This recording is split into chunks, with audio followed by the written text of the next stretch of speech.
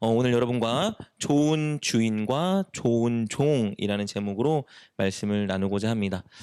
반려견 얘기로 말씀을 시작하고 싶어요. 혹시 반려견을 키워보셨는지 모르겠어요. 저희 교회 성도님 중에도 반려견을 키우는 분이 있고 또 반려묘를 키우는 분도 있고 저도 반려견을 키워본 경험이 있습니다. 키워본 사람만 알죠? 집에서 키우는 개와 고양이가 정말 얼마나 예쁘고 사랑스러운지 모릅니다. 거의 모든 주인은 정상적인 주인이라면 자신의 반려견과 반려묘를 끔찍히 이뻐하고 사랑하죠. 왜냐하면 너무 이쁜 짓을 많이 하기 때문입니다. 마치 내 자식에게 하듯이 내 좋은 친구에게 하듯이 그들에게 나의 모든 사랑과 정을 다 쏟아붓고 맞죠? 그리고 그들을 집에서 가장 소중한 존재 중에 하나로 여기게 됩니다. 이게 당연한 과정이죠. 그런데 우리가 아무리 우리의 반려견, 반려묘 이뻐하고 사랑한다 하여도 그들이 꼭 좋은 개, 좋은 고양이라는 보장은 없습니다. 아무리 주인의 사랑을 많이 받아도 나쁜 개일 수도 있고 나쁜 고양이일 수도 있어요. 개는 훌륭하다라는 프로그램이 있죠. 나쁜 반려견을 변화시키는, 갱생시키는 프로그램이죠. 근데 프로그램 제목과는 다르게 개는 훌륭하다라는 제목인데 거기에 나오는 개들은 진짜 상태가 심각한 개들입니다. 막 주인을 물거나 집안을 쑥대밭으로 만들거나 길에서 다른 개나 사람을 공격하는 아주 질이 안 좋은 개들만 프로그램에 출연하죠. 주인은 근데 이 개를 너무 사랑해요. 개가 아무리 말썽을 일으키고 주인을 심지어 물고 주인에게 대항해도 주인은 이 개를 너무 사랑합니다. 그래서 개를 다른 곳으로 보낼 수는 없고 그런데 한편으로 개를 키우기에는 스스로 통제가 안 되니까 이 프로그램에 이제 사연을 신청하죠. 그래서 신청이 선정되면 이 강영욱이라는 이 개 전문가가 이제 그 개의 상태, 왜 개가 그렇게 됐는지 원인을 진단합니다. 저도 이제 이 프로그램을 예전에 종종 챙겨봤는데요. 여러분 이 프로그램을 보면요. 나오는 질이 안 좋은 모든 개들의 특징이 있습니다. 공통적인 특징이 있어요. 그게 뭐냐면요. 자신과 주인의 관계 설정이 제대로 이루어지지 않고 있다는 특징이에요. 그러니까 이 개들이 주인을 보면서 아, 이 사람 내 주인이다. 이 사람이 나에 대한 권위가 있고 나는 이 사람을 신뢰하고 따라야 돼. 이런 관계 설정과 인식이 전혀 이루어지지 않고 있대요. 그러니까 쉽게 말하면 주인에 대한 권위, 그리고 주인에 대한 신뢰, 이 두 가지 요소가 부재하기 때문에 이 개들이 다 이런 여러 가지 방향의 문제들을 일으킨다라는 거예요. 그래서 전문가들이 이 개를 데려가면 훈련시키기 시작하는데요. 거의 공통된 훈련을 시켜요. 어떤 훈련이냐? 권위에 순복하게 만드는 거. 그리고 순복했을 때, 아, 이 사람이 나를 케어하고 뭔가 주겠지, 신뢰하게 만드는 거. 이 두 가지 훈련만 계속 반복하는 거예요. 주인에 대한 권위를 인정하게 만드는 거, 그리고 주인을 신뢰하게 만드는 이 두 가지 훈련만 시키면 되는 거예요. 그리고 이 두 가지 훈련을 잘 견딘 개들은 진짜 놀랍게 변화되기 시작합니다. 그래서 프로그램 제목처럼 결국 개는 훌륭하다가 완성되는 거예요. 여러분 그렇다면 역으로 생각해 보면요. 이 질 나쁜 개가 아니라 훌륭한 개의 특징 우리가 유추해낼 수 있죠. 어떤 개가 훌륭한 개냐? 자신과 주인의 관계를 올바로 설정한 개예요. 아, 이 사람이 내 주인이지. 이 사람이 명령하면, 이 사람이 무언가 주문하면 나는 따라야지 권위를 인정하는 개. 이 개가 진짜 훌륭한 개예요. 그런데요. 단순히 주인에게 복종하는 데서 그치지 않고 이런 개들은요. 주인을 향해 한 가지를 가지고 있대요. 바로 신뢰입니다. 신뢰. 그러니까 훌륭한 개는 주인의 명령에 복종하지만 동시에 주인을 굉장히 신뢰하는 거예요. 왜 주인의 명령에 복종하냐? 주인을 신뢰하기 때문이에요. 주인이 나를 사랑하고 주인이 내 필요를 채워주고 주인이 나를 잘 인도해 줄 거라는 신뢰가 있기 때문에 자발적으로 주인에게 순종한다고 해요. 여러분 예수님과 우리의 관계도 마찬가지입니다. 누가 좋은 그리스도인일까요? 누가 올바른 그리스도인일까? 예수님과 나 자신과의 관계를 올바로 설정한 사람이 좋은 그리스도인이라는 거예요. 예수님이 내 주인이지, 나는 예수님의 종이지, 이 관계를 확실히 한 사람, 그리고 예수님을 신뢰하는 사람. 그래서 예수님께 순종하면, 예수님 명령에 복종하면 예수님이 원하는 대로 살아가면 예수님이 분명히 나를 가장 좋은 길로 인도하고 내 인생 책임질 거야라는 신뢰를 가진 사람, 이 사람이 진짜 그리스도인이라는 거예요.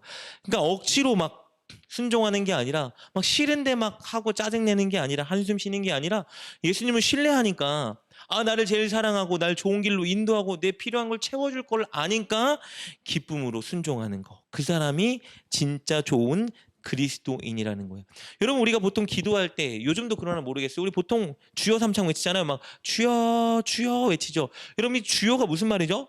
주인님 이런 뜻이에요. 여러분 이 주여라는 말은 영어로 롤드죠. 롤드, 가장 최고 권위에 있는 분을 롤드 군주라고 하는 거예요. 우리가 주여 주여 주여 한다는 고백은 무슨 고백이냐 면 내가 지금 예수님이 내 주인이세요 고백하는 거예요. 근데 너무 많은 분들이 기도는 주여 주여 하는데 지금 내가 왜 주여를 하는지 모르죠. 그래서 시키니까 그냥 주여 주여 주여 삼창 하는데, 여러분이 주여라는 말에는요, 내가 예수님을 가장 높은 주인이자 권위자로 인정한다는 인정과 고백이 들어있는 거예요. 여기서 우리가 오해하지 말아야 될 것이 있습니다. 우리는 예수님의 종이지만 우리 위치가 나쁘지 않다라는 거예요. 우리 보통 생각하잖아요. 종은 안 좋지, 안 좋은 거지. 근데 여러분 예수님의 종은 나쁘지 않아요. 왜냐하면요, 주인인 예수님이 너무 좋은 분이기 때문이에요.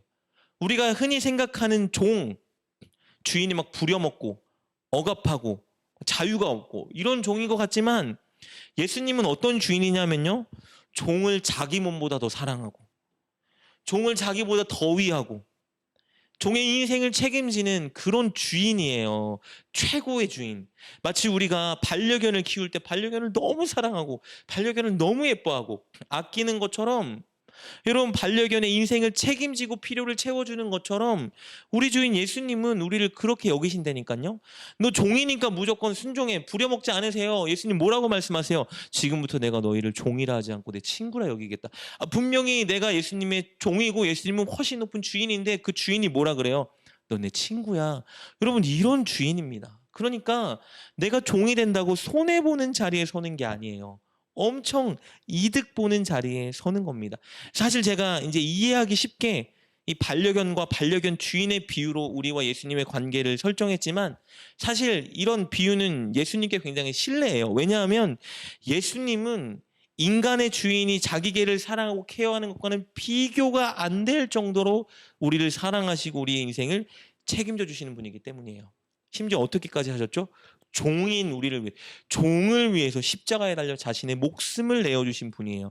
그러니까 종의 위치가 여러분 나쁜 게 아니에요. 엄청 좋은 거예요. 축복된 자리인 겁니다. 예수님이 우리에게 이렇게 좋은 주인인데 이제 우리 편에서 생각해 봐야 될 건 이거예요. 우리는 예수님께 좋은 종인가? 여러분 이것을 우리가 곰곰이 생각해 보는 시간을 가졌으면 좋겠습니다. 우리가 예수님의 사랑과 생명을 받았지만 그렇다고 우리가 꼭 예수님의 좋은 종이라는 보장은 없어요. 혹시 우리가 예수님께서 우리에게 주실 수 있는 복만 바라보고 있거나 혹은 예수님을 통해 얻을 수 있는 혜택만 주목하고 있다면, 혹은 필요할 때만 예수님께 간구하고 있다면 우리는 좋은 종이 아니죠. 그 개는 훌륭하다에 출연하는 나쁜 개들이에요.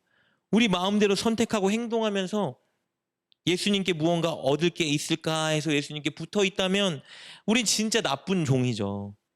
예수님의 좋은 종은 주인으로서 예수님의 권세 권위를 인정하고 그리고 내 인생 책임질 것을 신뢰하기 때문에 예수님 말씀에 순종하는 사람. 세상이 뭐라 그래도, 사람들이 어떤 길을 걸어가도 예수님의, 내 주인의 말씀이 이것이니까 이대로 살아야지, 삶의 방향을 설정하는 사람, 여러분 그 사람이 진짜 좋은 종이겠죠. 저와 여러분이 꼭 예수님의 좋은 종이 될 수 있기를 주님의 이름으로 축복합니다. 오늘 본문에 등장하는 세 사람, 세 환자, 여러분과 간단하게 짧게 살펴보고 싶은데요, 이 사람들은요 예수님을 주인으로 인정한다면 어떤 태도를 가지고 살아가야 되는지를 우리에게 보여주고 있습니다. 세 명의 환자가 치유받는 과정을 살펴볼 텐데요, 단순히 이들이 치유받은 것만 보면 안 되고 우리는 이들이 예수님께 나올 때의 태도를 주목해야 합니다. 먼저 나병 환자입니다. 나병 환자, 예수님에 대한 소문을 듣고 예수님께 나왔어요. 여러분, 나병은 우리가 옛날에 문둥병이라고도 하고 한센병이라고도 했죠. 피부 전신에 막 발진이 일어나는 병이에요. 이 병에 걸려서 치료를 못하면요, 시간이 지나면 사지가 다 무감각해진대요. 촉감도 없어지고 통각, 온도 감각 모든 게 다 손실된대요. 그래서 나중에는 손가락과 막 발가락 밑단 부위가 썩어서 떨어져 나간다고 하죠. 그러니까 이제 외관상 엄청 흉해 보이겠죠. 이 더 큰 문제는 이 당시의 나병 환자는 제의적으로 굉장히 부정한 자로 여겨졌습니다. 제의적으로 부정한 자라는 것은 무슨 말이냐면요, 사회에서 완전히 격리되어야 된다는 거예요. 그러니까 나병이 걸리면 인생이 끝난 거예요. 외톨이처럼 살아가야 되는 사람이 되는 겁니다. 어떤 사람이건 나병 환자와 접촉하면 너도 부정한 자야, 이렇게 부정한 자가 되어서 격리에 들어가야 돼요, 하루 동안. 그러니까 마치 코로나 걸린 사람이 여러분 격리됐잖아요. 그런 것처럼 나병 환자도 격리돼요. 코로나는 근데 회복이 되고 나면 사회생활을 할 수 있으니까 다행인데, 이 나병 환자는 회복이 이루어지지 않는다는 게 문제예요. 건강도 잃죠. 가족도 잃죠. 친구도 잃죠. 사회생활 모든 게 다 끝나고 완전히 외톨이로 전락하는 게 이 나병 환자의 삶입니다. 문제는 뭐예요? 이 병에 대한 치료법이 없었다는 거예요. 지금은 있지만 당시에는 없었죠. 당시 사람들은 하나님만 이 병을 고칠 수 있다고 믿었어요. 간혹가다 고침받는 사람이 있었는데 하나님께 선택돼서 고침받은 그런 사람 외에는 모두가 다 외톨이로 살아가는 거예요. 머리를 풀어 헤쳐야 됐고요. 옷을 찢고 입을 가리고 스스로 외쳐야 돼요. 부정한 자라, 부정한 자라 외쳐야 돼요. 왜요? 사람들이 가까이 오지 못하게 하려고. 여러분, 얼마나 불쌍한 인생입니까? 여러분, 이 사람이 예수님에 대한 소문을 듣고 예수님께 다가와 간청합니다. 여러분, 하나님만 고칠 수 있는 병이라는 이 나병. 근데 이 사람이 예수님께 나왔대요. 무엇을 의미할까요? 이 사람은 예수님이 하나님이 보낸 분이라는 확신을 가지고 있었다는 걸 의미합니다. 오늘 본문 2절 말씀 이렇게 기록되어 있습니다. 한 나병 환자가 나와 절하며 이르되 주여 원하시면 저를 깨끗하게 하실 수 있나이다 하거늘. 여러분, 예수님을 뭐라고 부르죠? 주여라고 불러요. 그리고 예수님께 나와요. 절했다라고 기록되어 있어요. 여러분, 이 주여라는 말은 우리가 주여 삼창을 뜰 때 주여와 똑같은 말이에요. 보통 주인을 이르는 말이에요. 종이 주인을 부를 때, 혹은 어떤 낮은 사람이 가장 높은 위치에 있는 사람을 부를 때 주여라고 부르는 말입니다. 근데 이 사람이 예수님을 주여라고 불렀어요. 그리고 예수님께 나와 절했는데 이것을 원어로 보면요, 무릎을 꿇고 경배했다라는 표현을 가지고 있습니다. 그러니까 이 사람이 예수님 앞에 나오자마자 무릎을 꿇고 예수님을 경배하면서 주여 주여 외친 거예요. 무엇을 의미할까요? 예수님이 하나님이 보낸 하나님의 사람이라는 것을 인정했다는 것 동시에 자신과 예수님의 관계를 올바로 설정했다는 걸 보여주는 거예요. 예수님이 자기가 순종하고 따라야 할 주인이자 자신은 예수님 앞에 종과 같은 존재로 여겼다는 거예요. 그래, 진짜 놀랍죠. 보통 환자 같으면 뭐라고 고백해야 될까요? 저 좀 고쳐주세요. 저 좀 고쳐주세요 해야 되는데 이 사람 뭐라고 말해요? 주여 원하시면, 예수님 당신이 원하신다면 저를 깨끗하게 할 수 있습니다. 여러분, 얼마나 간절하겠어요. 외톨이가 돼서 이거 마지막 기회다. 이 예수님이라는 사람이 모든 질병을 고칠 수 있다는데 고쳐달라고 간구해야지 해야 될 텐데 이 사람 뭐라 그래요? 이 절박한 상황 속에서도 주께서 원하시면, 주의 뜻이라면 저를 고쳐주세요 라고 간구하고 있는 거예요. 왜 이렇게 고백했을까요? 예수님의 주권을 인정했기 때문입니다. 예수님이 자신을 충분히 고치고도 남을 수 있는 능력이 있다는 건 당연히 믿었고, 그것보다 더 중요하게 생각한 것은 뭐예요? 예수님의 뜻이어야 된다는 거예요. 나를 고쳐줄 마음이 예수님께 있어야 되고 예수님의 뜻이어야 내가 날 수 있다라는 걸 인정하고 주권을 인정하고 있는 거예요. 여러분, 당시 종이 있었고 노예제도가 있었죠. 종과 노예에게 가장 중요한 것은요, 자기가 원하고 하고 싶은 것이 아니에요. 종에게 가장 중요한 건 뭐죠?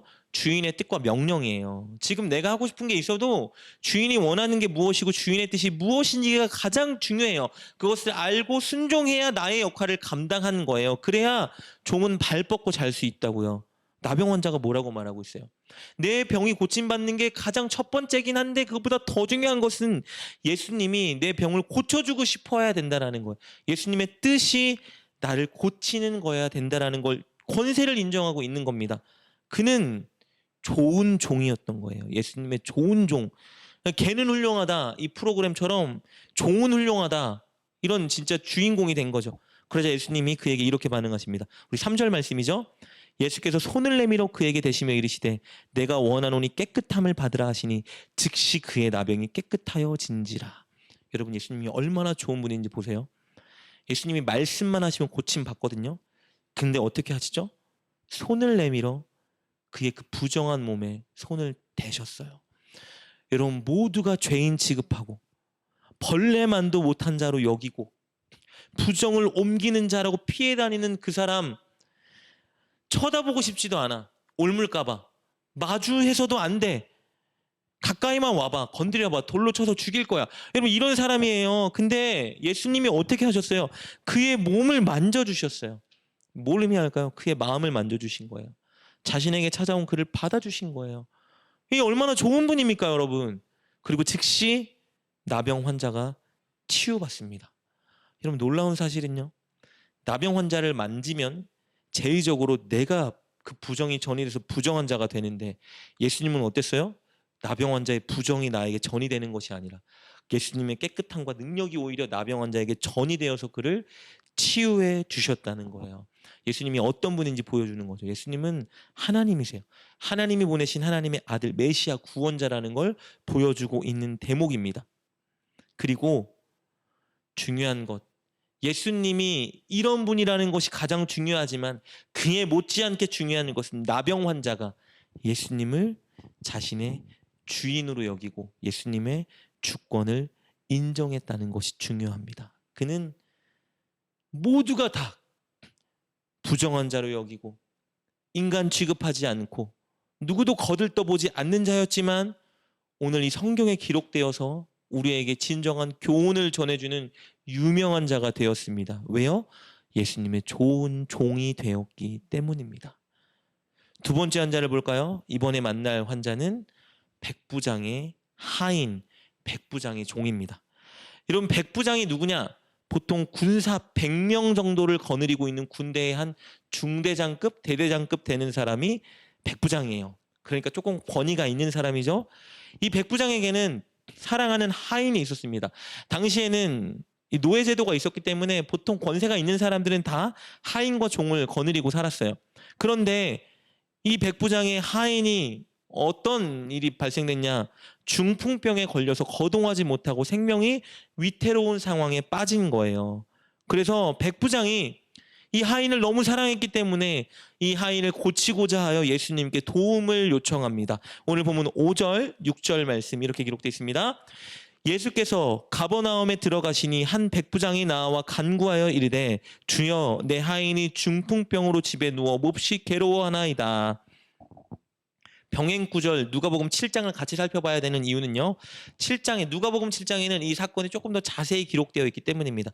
오늘 마태복음 말씀만 보면 백부장이 예수님을 찾아와서 아뢰인 것 같지만 사실 백부장이 직접 예수님을 찾아오진 않았어요. 자신이 아는 유대인 장로들을 보냅니다. 왜냐하면 나는 이방인이기 때문에 나처럼 이 이방인이 그렇게 경건한 유대인 예수님과 이 겸상하는 것은 당시 관습상 유대인들에게 해가 될까 하여 예수님을 배려해서 자신이 가지 않고 유대인 장로들을 보내요. 유대인 장로들이 그래서 백부장의 보냄을 받고 예수님께 와서 예수님께 간청합니다. 예수님, 우리가 아는 백부장이라는 사람인데 참 훌륭하고 좋고 선한 사람입니다. 그런데 그의 하인이 지금 중풍병에 걸려 있는데 예수님 와서 좀 치료해 주시죠. 그러니까 예수님이요, 그 간청을 듣고 내가 치료해 주겠다 결단하세요. 우리 7절 말씀 이렇게 기록되어 있습니다. 이르시되 내가 가서 고쳐주리라. 은혜죠. 예수님이 백부장의 간청을 들으신 거예요. 그래서 이 장로들과 함께 제자들을 이끌고 백부장의 집을 향해 걸어갑니다. 그리고 백부장에게 그 소식이 들려왔겠죠. 아, 지금 예수님이 이 백부장의 간청을 듣고 하인을 고쳐주기 위해서 집으로 오고 있대요 라고 소식을 들었어요. 그 소식을 듣고 백부장이 이렇게 반응합니다. 오늘 8절 말씀 이렇게 기록되어 있습니다. 백부장이 대답하여 이르되 주여, 내 집에 들어오심을 나는 감당하지 못하겠사오니 다만 말씀으로만 하옵소서. 그러면 내 하인이 낫겠사옵나이다. 뭐라고 반응하죠? 지금 예수님이 집에 오고 있으니까 대박 맞은 거 아니에요. 그런데 집에 오지 마세요 간청하고 있는 겁니다. 아니, 지금 자기가 부탁해서 하인을 고쳐주겠다고 예수님이 걸어오고 있는데 뭐라고 말하는 거예요? 우리 집에 오면 안 됩니다. 저를 만나면 안 돼요 라고 간청하고 있는 거예요. 사람을 다시 보냅니다. 빨리 가서 우리 집으로 걸어오고 있는 예수님께 이렇게 말해. 집에 오면 안 된다고 합니다. 이렇게 말하라는 거예요. 아니, 왜 이런 이해할 수 없는 반응을 하고 있을까요? 예수님을 바로 알았기 때문이에요. 그는 예수님이 하나님께서 보낸 거룩한 분이라는 것을 알고 있었고, 그 하나님께서 보낸 하나님의 능력이 가득한 거룩한 분 앞에 나 같은 죄인이 서는 것이 두렵고 떨렸기 때문에 우리 집에 오는 거 감당할 수가 없습니다 라고 겸손하게 표현한 것입니다. 여러분, 백부장이 사실 진짜 훌륭한 사람이에요. 누가복음 7장을 보면요 얼마나 훌륭한 사람인지 알 수 있는데요, 당시 이제 로마가 이스라엘을 점령했죠. 식민지 삼고 있었어요. 이 백부장이라는 사람은 로마의 군대 장관입니다. 근데 이 사람이 어떤 일을 했냐면요, 자기가 부리는 식민지 사람들이 하나님 잘 믿도록 회당을 지어주고 이들을 막 후원하는 일을 한 거예요. 그러니까 오늘날로 치면 우리 일제시대 때 일본 순사가 우리 대한민국 사람들에게 너희들 하나님 잘 믿어하고 교회를 지어주고 그들을 막 서포터 해준 거예요. 이런 선한 일을 했던 사람입니다. 약한 사람이 아니에요. 그런데 자신을 뭐라고 말해요? 자신을 죄인처럼 여기는 거예요. 왜요? 하나님 앞에 올바른 믿음이 있었기 때문이에요. 남들과 비교할 땐 남들보다 훨씬 훌륭하고 착하게 사는데 하나님 앞에 자신의 모습을 보니까 내 이 더러운 마음, 내 추악한 생각, 난 하나님 앞에 죄인이야, 이런 마음, 겸손함이 늘 가득했던 사람이에요. 그런데 하나님이 보낸 그 경건한 분이 우리 집에 온다니 안 됩니다. 그래서 예수님의 권위와 권세를 높이 인정했기 때문에 이렇게 간청한 거예요. 우리 집에 오지 마세요 간청합니다. 그리고 이 두 번째 간청이 이어지는데 이 간청은 정말 놀랍습니다. 뭐라고 말하죠? 예수님께서 우리 집에 오지 않으셔도 그 멀리 떨어진 길에서 나았다라고 말씀 한마디만 하셔도 나는 나을 줄 믿습니다. 여러분, 이런 놀라운 믿음의 고백을 하는 거예요. 예수님은 내 하인을 만나지 않아도, 내 하인의 몸에 손을 얹고 기도해 주지 않아도 그저 말씀만 하시면 시간과 공간을 초월하여 당신의 뜻을 이루는 하나님이 보낸 분입니다 고백하고 있는 겁니다. 놀라운 믿음이죠. 그리고 이렇게 말을 이어가요. 9절 말씀 볼까요? 이렇게 기록되어 있습니다. 나도 남의 수하에 있는 사람이요 내 아래에도 군사가 있으니 이더러 가라 하면 가고 저더러 오라 하면 오고 내 종더러 이것을 하라 하면 하나이다. 여러분, 이상 백부장은 군대 장관이라 그랬죠? 자기 밑에 병사가 100명 정도 있는 거예요. 거느리는 거예요. 그러니까 자기가 무슨 명령을 내리면 밑에 있는 군사들이 어떻게 할까요? 무조건 순종했겠죠. 무엇이든지 명령을 내리면 무엇이든지 순종하는 거예요. 그런데 뭐라고 말해요? 내가 그렇게 내 밑에 있는 병사들에게 명령 말 한마디만 내리면 그들이 무조건 따르고 순종합니다. 내 종에게 명령을 내리면 내 종은 무조건 순종합니다. 저도 마찬가지입니다. 저는 예수님의 종이기 때문에 예수님께서 무엇이든지 말씀하시면 그대로 될 줄 믿고 제가 순종하고 따르겠습니다 고백하고 있는 거예요. 9절에 분명히 말하고 있죠. 내 종더러 이것을 하라 하면 하나이다. 무슨 말이에요? 내 종도 내가 말하는 대로 합니다. 나도 예수님의 종이기 때문에 예수님께서 말씀만 하시면 신뢰하고 그렇게 따르겠습니다. 믿겠습니다 고백하는 거예요. 예수님이 놀랍니다. 아니, 어찌 이방인 중에 이런 믿음을 가진 자가 있단 말인가. 예수님이 기겁하게 만들어요. 온전한 믿음을 가지면 여러분, 예수님이 놀라십니다. 백부장이 나병 환자와 같은 믿음의 고백을 하고 있는 거예요. 예수님이 하나님이 보내신 분이자 자신의 주인됨, 이것을 믿었기 때문에 예수님의 뜻과 권위에 순종하고 따르겠습니다 고백하고 있는 것입니다. 예수님이 그의 믿음을 놀랍게 여기시고 그의 믿음을 칭찬하세요.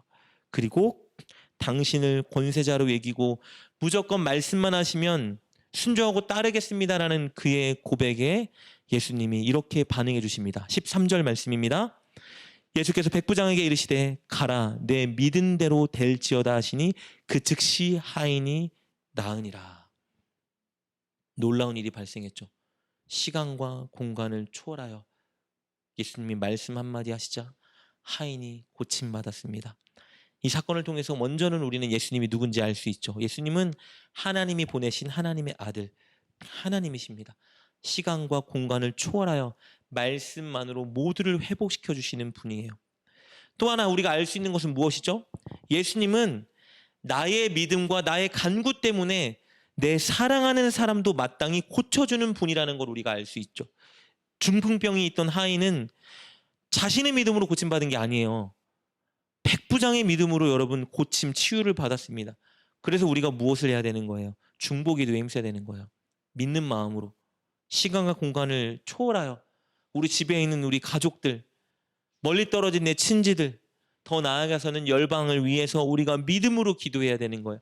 하나님 말씀 한마디만 하시면 시간과 공간을 초월하여 역사하시는 분임을 내가 믿으오니 하나님 이 시간 간구합니다. 내 기도에 응답해 주셔서 믿지 않고 있는 우리 가정들을 믿게 하여 주시고 질병 가운데 있는 내 친구들을 고쳐주시고 하나님 믿음이 연약한 성도들을 주님께로 인도하여 주시옵소서. 우리가 믿음으로 중보기도 힘써야 것입니다. 저도 사실은 중보기도 할 때마다 늘 이 말씀을 기억하고 고백해요. 하나님은 살아계시고 시간과 공간을 초월하여 역사하시는 분이기 때문에 하나님 이 말씀 의지하여 기도합니다. 하나님 이렇게 역사에 주옵소서 고백합니다. 여러분도 꼭 이런 마음을 가지고 중보기도에 힘썼으면 좋겠습니다. 그러나 이 사건에서 예수님이 하나님이 보내주신 분이고 시간과 공간을 초월하여 일하시는 분이라는 이 진리 못지않게 중요한 것은 뭐예요? 백부장이 예수님을 자신의 주인으로 여기고 예수님의 주권을 인정하고 있다는 것입니다. 그도 나병 환자처럼 좋은 주인 예수님을 신뢰했고 좋은 주인의 종이 되었습니다. 이제 마지막으로 세 번째 환자를 만나볼까요? 그는 예수님의 수제자 베드로의 장모입니다. 이 베드로의 장모가 열병을 아주 심하게 앓아서 고통에 처해 있었어요. 학자들은 이 병이 말라리아이거나 장티푸스였을 것으로 추측하곤 합니다. 정확히는 알 수 없지만 그러지 않았을까 추측하는 거예요. 그런데 이번에는요, 앞서 본 나병 환자나 백부장처럼 이 치유받은 베드로의 장모의 믿음이 어땠는지는 기록해 주지 않아요. 이 과정을 생략했는데, 근데 예수님이 그녀를 치유해 주시고 난 이후에 그녀가 어떻게 반응했는지를 기록하고 있습니다. 우리 14절, 15절 말씀입니다. 예수께서 베드로의 집에 들어가사 그의 장모가 열병으로 앓아 누운 것을 보시고 그의 손을 만지시니 열병이 떠나가고 그 여인이 일어나서 예수께 수종들더라. 이번에도 마찬가지예요. 여러분, 당시에 열병으로 앓아 누우면 사람들이 접촉하지 않았습니다. 부정해질까요? 그런데 예수님이 어떻게 하셨어요? 손을 만지셨어요. 예수님 이런 분입니다, 여러분. 예수님은 육체만 치료하시는 게 아니라 마음도 만져주시는 분이에요. 혼자가 아니다. 너 외톨이가 아니야. 내가 너와 함께한다. 여러분 너무 좋고 멋진 분 아닙니까? 이 예수님이 이 여인을 치유해 주셨거든요. 그러니까 이 여인이 어떻게 반응하죠? 15절 후반부에 이렇게 기록하죠. 여인이 일어나서 예수께 수종들더라. 수종들더라. 시중든다, 섬긴다라는 의미예요. 노예나 종이 주인에게 시중드는 것을 의미하는 표현입니다. 그리고 이 동사 시제가요, 미완료 능동태라는 시제인데 이게 중요한 게 아니라요, 무엇을 의미하냐? 그 시점부터 계속 그 일을 하고 있다는 걸 나타내 주는 거예요. 베드로의 장모는 치유받고 나서 그 시점부터 자원해서 계속 예수님을 따라다니면서 자기가 종처럼, 자기가 노예처럼 예수님을 섬기는 자가 되었다라고 기록하고 있는 거예요. 여러분, 그렇다면 오늘 우리가 나눈 이 세 가지 이야기, 세 가지 환자의 모습을 통해 오늘 성경은 우리에게 무엇을 말해주고 있을까요? 기도하면 질병이 치유된다? 예수님이 내 소원을 들어주는 분이다? 아니, 이런 차원의 얘기를 하고 있는 게 아니에요. 오늘 이 세 이야기는 예수님이 누구신지 우리에게 말해주고 우리는 그 예수님께 어떻게 반응해야 하는지 말해주고 있는 거예요. 여러분, 예수님은 단순히 우리 소원을 들어주고 우리가 빌면 복을 주는 그런 분이 아니에요. 요술램프 지니처럼 마음대로 살다가 필요할 땐 주머니에서 꺼내가지고 빌고 소원을 이루면 소원을 짠 들어주는 그런 분이 아니라고요. 주일에 한 번 예배당에 나와서 예배드리고 헌금했으니까 예수님 나 좀 잘 봐주세요. 여러분, 이런 대상이 아니에요. 예수님은 우리의 주인이십니다. 저와 여러분 인생의 주인이세요. 우리는 그분의 종입니다. 그렇기 때문에 우리는 종답게 주인에게 반응해야 하는 것이죠. 예수님의 권위와 권세를 인정하고 예수님 말씀대로 살기 위해 노력해야 되는 거예요. 날마다 기도하기 위해 힘쓰고 날마다 이 말씀을 통해서 예수님의 뜻과 마음이 무엇인지 살펴보고 그리고 말씀대로 살아가야죠. 내가 하고 싶은 대로, 내가 원하는 대로, 내 감정대로, 내 필요에 따라 선택하고 결정하고 행동하는 게 아니라 예수님이 원하시는 대로 뜻대로 살아가야죠. 이게 종으로서 해야 될 일입니다. 여기서 아까 말씀드린 것처럼 오해하면 안 돼요. 예수님이 종이 되어서 그렇게 살면 마치 손해보는 것 그렇게 착각하면 안 됩니다. 내가 하고 싶은 건 못하고 인생 재미없고 희생하며 살아가야지. 예수님이 종이 되면 그렇게 되는 거야. 여러분 진짜 큰 착각에 빠진 겁니다. 왜냐하면 예수님이 어떤 주인인지 모르기 때문에 이렇게 착각하는 거예요. 헌신하면 교회 가서 막 일하면 아 인생 피곤해지지. 그렇게 살면 안 되지. 착각이에요. 여러분 예수님은 우리에게 한없는 사랑을 주시고 늘 우리의 필요를 채워주시고 우리 인생을 책임져 주는 분이에요. 우리가 예수님께 우리 인생을 맡기면요. 가장 좋은 길로 인도하시는 분입니다. 우리가 할 수 없는 한계를 뛰어넘어서 우리를 인도해 주시고 가장 좋은 길로 인도해 주시는 분, 그분이 우리 주인 예수님이에요. 그러니까 예수님을 주인으로 모시고 살아가는 건 희생하고 손해보고 피해자의 자리에 서는 것이 아니라 가장 행복하고 평안하고 복된 인생을 살아가는 겁니다. 왜냐하면 예수님이 인생을 책임져 주시기 때문이에요. 여러분 생각해 볼까요? 우리가 키우는 개, 고양이가 있는데 우리가 키우는 개와 고양이가 이렇게 말하는 거예요. 아, 나 저 주인 귀찮아 죽겠네. 아, 저 주인과 함께 못 살겠다. 나는 통제받지 않고 마음대로 살고 싶어 해서 여러분 개와 고양이가 집을 나갔다고 생각해 보세요. 고생 시작입니다. 주인의 통제는 받지 않겠죠. 좋겠죠? 하고 싶은 대로 할 수 있겠죠. 먹을 거 찾아다니고 쓰레기통 뒤져야 되죠. 추위에 떨어야 되죠. 질병에 걸리죠. 여러분 개, 고양이의 인생이 정말 비참해집니다. 주인에게 사랑받고 보살핌 받을 때가 가장 행복한 삶인데 그것을 모르고 오해하면 그렇게 될 수 있는 거예요. 여러분 오늘 나병 환자 보세요. 아무도 거들떠보지 않는 사람이었어요. 처량한 인생. 근데 예수님이 그의 주인이 되어주셨어요. 나쁜 인생이 됐나요? 누구도 만져주지 않는 그의 마음을 만져주시고 내가 너와 함께한다 말하고 그를 위로해 주셨죠. 사랑을 주셨죠. 누구도 사랑을 주지 않는 그에게 사랑을 주셨어요. 그를 치유해 주시고 회복시켜 주셨습니다. 여러분 이게 손해보는 인생인가요? 백부장의 하인, 누구도 거들떠보지 않는 하인, 종에 불구하지만 예수님이 그를 치유해 주셨어요. 여러분 백부장은 어떤 존재인지 아세요? 이방인이었어요. 로마 사람이었다고요. 이 사람이 어떤 사람이냐? 당시 유대인들은 어떻게 생각했냐면요. 이방인에게는 구원이 없다고 생각했어요. 그럼 이 백부장 어떤 사람이에요? 구원받지 못할 사람. 우리가 상종하면 안 되는 사람. 그런데 아니죠. 예수님이 말해준 거예요. 이 유대인 너희들이 이스라엘 너희들이 구원이 없다고 한 이 사람의 믿음을 보아라. 이 사람의 엄청난 믿음을 보아. 보여주는 거예요. 롤 모델로 만드셨어요, 여러분. 그의 소원을 들어주셨죠? 아마 그 이후에 백부장의 삶을 기록했다면 어마무시한 일들이 많이 펼쳐졌을 거예요. 이게 손해보는 인생인가요? 여러분 베드로의 장모는 어떻습니까? 마찬가지죠. 예수님을 따라다니면서 예수님께 수종드니까 뭐 피해자의 자리에 선 건가요? 아니죠. 가장 좋은 것들을 누리며 살았겠죠. 여러분 우리도 마찬가지예요. 이미 우리는 구원받은 인생이 됐잖아요. 우리 잠깐 사는 이 땅에서 인생 뭔가 누리지 못할 수도 있지만 영원한 천국을 보상받았습니다. 예수님이 이미 십자가에 자기 생명을 내어주시고 우리에게 구원을 허락해 주셨어요. 우리는 최고의 혜택을 이미 받은 사람들이에요. 그런데 이것으로 끝나는 게 아니라 이 땅을 살아갈 때 예수님 말씀대로 살아가면 우리 인생을 예수님이 책임져 준다니까요. 여러분 이게 행복한 인생이지 어떻게 피해보는 인생입니까? 이게 어떻게 여러분 손해보는 삶이에요. 내가 하고 싶은 거 조금 못한다고. 방종하고 내가 누리고 싶은 거 세상 사람들이 누리는 거 조금 못 누린다고 여러분 그게 손해보는 인생인가요? 세상 사람들이 경험할 수 없는 것들을 경험하게 만드시는데 어찌 이게 손해보는 인생입니까? 그러니 여러분 예수님의 종은 가장 큰 혜택을 누리는 수혜자가 되는 거예요. 여러분 그러니 저와 여러분은 예수님의 종이 되어야 합니다. 예수님이 우리를 행복하게 하시려고 세상이 누리지 못하는 것들을 누리게 하시려고 그리고 예수님의 성품을 닮아가게 하시려고 우리를 종으로 부르고 계신 거예요. 여러분, 오늘 이 시간 우리 하나님 앞에 믿음으로 고백했으면 좋겠습니다. 하나님, 예수님, 예수님이 나의 주인이십니다.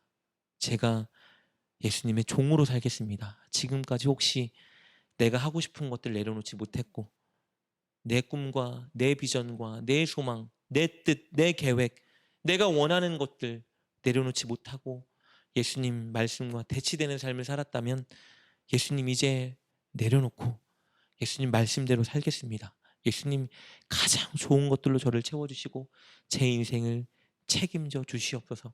그리고 제가 예수님의 종이 될 때 오늘 백부장이 그랬고 나병 환자가 그랬던 것처럼 하나님, 나를 통해서 내 주변에 있는 내 가족, 믿지 않는 친구들도 예수님이 종이 될 수 있도록 그들을 인도하는 예수님의 도구가 되게 하여 주옵소서. 우리 이렇게 믿음으로 결단하고 주님께 함께 말씀을 붙들고 기도하며 나아가는 시간 가졌으면 좋겠습니다.